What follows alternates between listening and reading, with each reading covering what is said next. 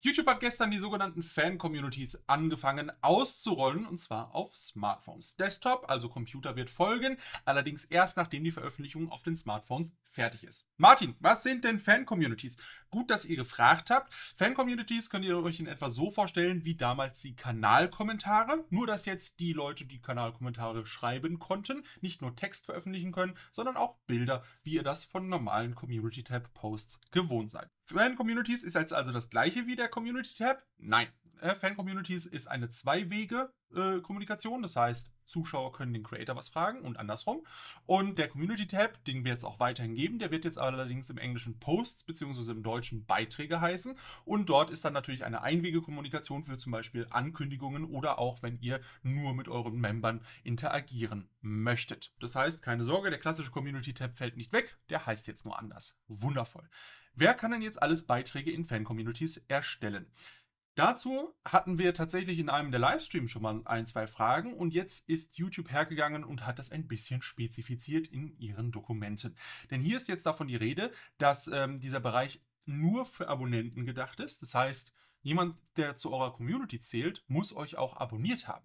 Und da fangen jetzt die Moderationstools an, denn ihr habt jetzt im Endeffekt die Möglichkeit auszuwählen, wie lange jemand Abonnent sein muss, um entsprechend Teil der Community zu sein und entsprechend auch Zugriff auf den Community- bzw. Fan-Communities-Tab zu haben. In unserem Beispiel, was ich jetzt gefunden hatte, ist es tatsächlich so, dass man mindestens einen Tag Abonnent sein muss und das könnt ihr natürlich selber auch auswählen, wie genau die Unterteilung ist, wie viele Tage man als Maximum vielleicht eingeben kann. Das wissen wir natürlich nicht. Das wird sich auf jeden Fall noch zeigen. Wunderbar.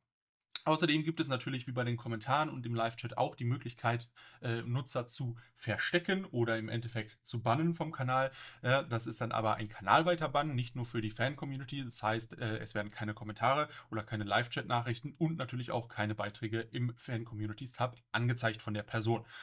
Andersrum, falls ihr jemanden begnadigen wollt oder den Bann aufheben wollt, klappt das natürlich genauso wie im Endeffekt vorher auch. YouTube bietet darüber hinaus auch noch die automatischen Filter an. Die kennen wir schon bereits von den normalen Kommentaren. Das heißt, es gibt entweder keinen Filter, einen Basis-Spam-Filter, der dann natürlich potenziell unangemessene Beiträge zurückhält und den, ich sag's mal, härtesten Filter, wo dann alle Beiträge zurückgehalten werden. Natürlich könnt ihr die komplette Community auch ausschalten, falls ihr das möchtet. Dazu habe ich euch unten auch etwas in der Videobeschreibung verlinkt. Habt ihr noch Fragen zum Thema Communities bzw. Fan-Communities? Dann hätte ich ja eigentlich gesagt, stellt sie mir gerne in unserer Fan-Community. Allerdings haben wir auch noch keinen Zugang.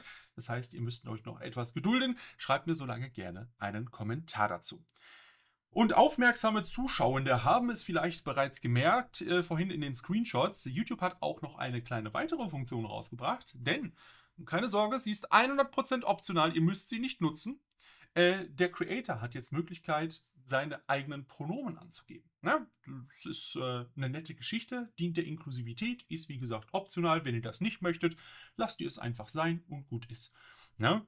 Muss ich, glaube ich, auch weiter nichts zu sagen, außer, falls ihr das tatsächlich einrichten wollt für euren Kanal, dann könnt ihr das unter dem YouTube Studio am Desktop unter Anpassung und dann natürlich Profil machen.